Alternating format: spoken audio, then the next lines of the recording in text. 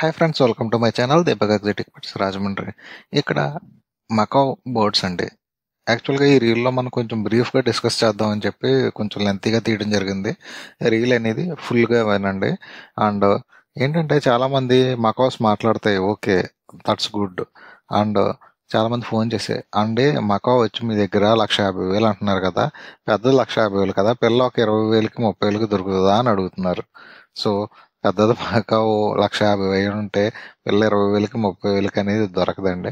యాక్చువల్గా దానికి దీనికి మహా అయితే ఒక 2,000 3,000 లేకపోతే 5,000 10,000 డిఫరెన్స్ ఉంటుంది, కానీ 20,000 30,000లో మకావులు అనేవి దొరకవండి. సో ఇది ఒకటి మాత్రం మీరు గుర్తుపెట్టుకోండి, ఇలాగ నన్ను అడగవద్దు ఇంకెప్పుడు కూడా. అండ్ మెయింటెనెన్స్ ఎలా ఉంటుంది అంటున్నారు.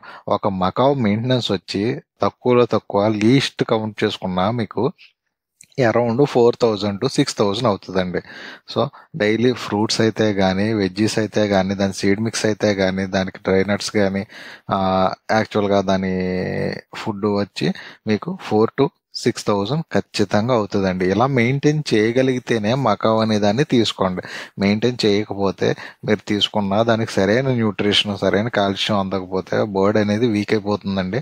అండ్ వీక్ అయిన తర్వాత ఒక్కోసారి A19 ఫుడ్ కూడా పెట్టాల్సి వస్తుంది. బర్డ్ సర్టెన్ ఏజ్లో ఏంటంటే కొంచెం వీక్ అవుతాం అండ్ డిహైడ్రేట్ అయిపోవటం, అలాంటివన్నీ రెగ్యులర్గా చూసుకోవాలండి. మీరు అంత కాస్ట్ పెట్టి బర్డ్ని తీసుకున్నప్పుడు సరైన ప్రిజంప్షన్ లేకుండా, దాని డైట్ సరిగ్గా లేకుండా ఉంటే బర్డ్ అనేది చాలా రిస్క్ ఫేస్ చేస్తుంది అండ్ చనిపోయే అవకాశాలు కూడా ఎక్కువ ఉంటాయి.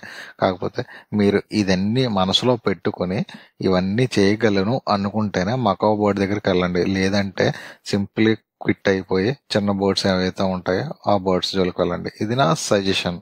ఓకేనా? Thank you.